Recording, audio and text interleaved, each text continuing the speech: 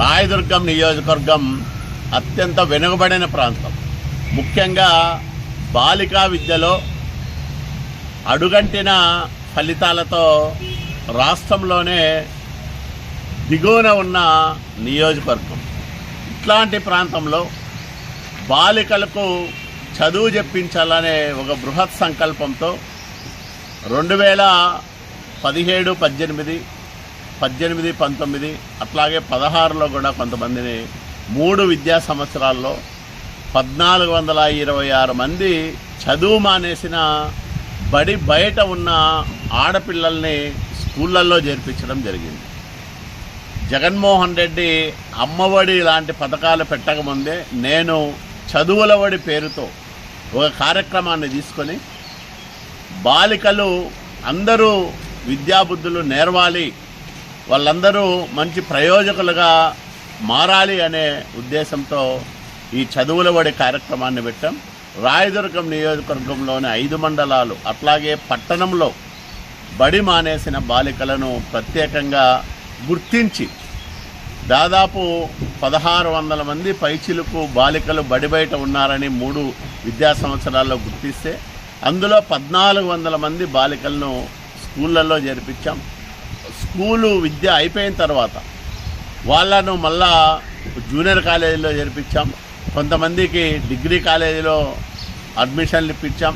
కొంతమంది ఇంజనీరింగ్ చదువుతామంటే వాళ్ళ ఫీజులు కూడా భరించి వాళ్ళను కూడా చదివించాం. అంటే ఇట్లాంటి ఒక బృహత్, ఇది మామూలుగా శాసనసభ్యుడి విధి నిర్వహణలో భాగం కాదు, కానీ ఇక్కడ వెనుకబాటుతనం, నిరుపేద కుటుంబాల్లో బాలికలు చిన్న వయసులోనే కూలి పనులకు పోవడం, వ్యవసాయ పనులకు పోవడం వల్ల వాళ్ళ జీవితాలు దుర్భరంగా మారతాయి, భవిష్యత్తులో వాళ్లకు మంచి బతుకులు ఉండవనే ఉద్దేశంతో ఈ చదువుల ఒడి కార్యక్రమాన్ని మేము తీసుకొచ్చాం.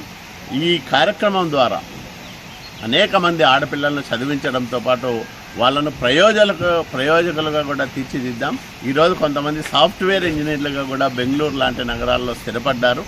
మరి ఈ కార్యక్రమాన్ని ఒక పెద్ద ఉద్యమంగా తీసుకెళ్ళాం మేము. అనేక మంది ఉపాధ్యాయులు ఇందులో భాగస్వాములయ్యారు. ముఖ్యంగా అప్పట్లో రాయదుర్గం తహసీల్దార్గా ఉన్న ఉఫ్రా గారు కానీ, ఆర్డీఓగా ఉన్న రామారావు గారు కానీ, వీళ్ళందరూ ప్రత్యేక శ్రద్ధ తీసుకొని ఈ కార్యక్రమంలో భాగస్వాములై ఒక ఉద్యమంలాగా దీన్ని ముందుకు తీసుకెళ్ళాం.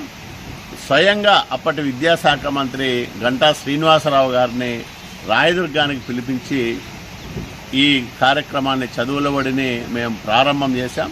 అట్లా అనేక మంది జిల్లా కలెక్టర్లను వీళ్ళందరినీ కూడా రకరకాల సభలు పెట్టి, సమావేశాలు పెట్టి వాళ్ళలో చైతన్యం తీసుకొచ్చి కొంతమందికి ఉపాధి అవకాశాలు కల్పించి వాళ్ళ తల్లిదండ్రులకు, మాకు ఈ అమ్మాయే 8వ క్లాసు పాస్ అయింది, మేము చదివించలేము, ఈ అమ్మాయే మాకు ఆధారం అంటే వాళ్ళ తల్లిదండ్రులకు ఉపాధి అవకాశాలు చూపించి కూడా ఆ బాలికలకు చదువులు చెప్పించాం. ఇది నేను చేసిన ఒక గొప్ప పని అని నేను భావిస్తూ ఉన్నా. ఇంతమంది ఆడపిల్లలను ఒక శాసనసభ్యుడిగా అప్పట్లో ఉన్న నేను చదివించడం నిజంగా నాకు ఎంతగానో తృప్తినిచ్చింది. ఇట్లాంటి కార్యక్రమాలు చేయడం ద్వారా సమాజం మంచి కోరుతూ, సమాజంలో ఆడపిల్లల చదువుకు పెద్దపీట వేస్తూ మరి ఈ కార్యక్రమాన్ని మేము ముందుకు తీసుకెళ్ళాం. మరి ఈ 5 సంవత్సరాల కాలంలో మళ్ళీ ఇట్లాంటి పనులు ఏవి జరగడం లేదు.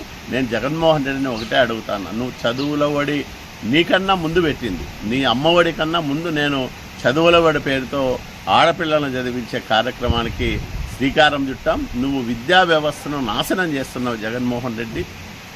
రేషనలైజేషన్ పేరుతో స్కూళ్లను మూసేస్తున్నావు. సామాన్య నిరుపేద కుటుంబాల్లో ఉండే పిల్లలకు చదువును దూరం చేస్తున్నావు. ఈ విద్యా వ్యవస్థలో మార్పుల పేరుతో నువ్వు చేస్తున్న వికృత చేష్టల వల్ల చాలామంది బీసీలు, దళితులు, మైనార్టీలు ఉన్నత విద్యను అభ్యసించలేకపోతూ ఉన్నారు.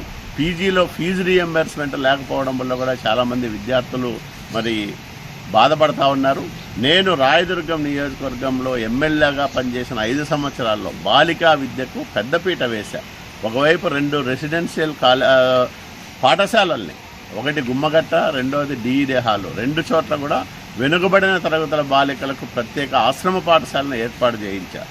రాయదుర్గం పట్టణంలో బాలికల జూనియర్ కళాశాలను తీసుకొచ్చి అది బ్రహ్మాండంగా నడుస్తూ ఉంది ఈరోజు. ఇట్లాంటి బాలికా విద్యకు దోహదం చేసే గొప్ప కార్యాలను నేను చేశా. ఈ 5 ఏళ్లలో ఇట్లాంటి పని ఒక్కటంటే ఒక్కటి కూడా చెయ్యలేదు. మరి ఇదే నాకు ఈనాటి సెల్ఫీ ఛాలెంజ్.